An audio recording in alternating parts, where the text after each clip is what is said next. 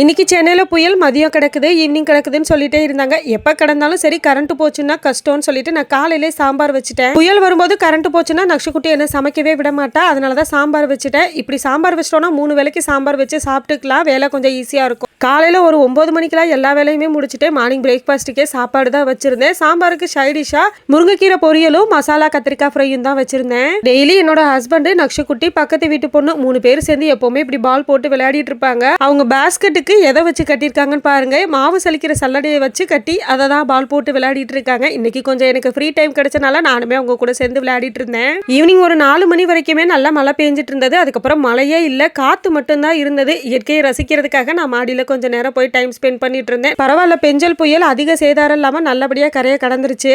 ஈவினிங்க்கு ஸ்நாக்ஸ்லாம் நான் எதுவுமே செய்யல, ஏன்னா எப்ப வேணாலும் கரண்ட் போகும்னு. அதனால சிம்பிளா நிலக்கடலையை ட்ரை ரோஸ்ட் பண்ணி சாப்பிட்டுட்டோம்.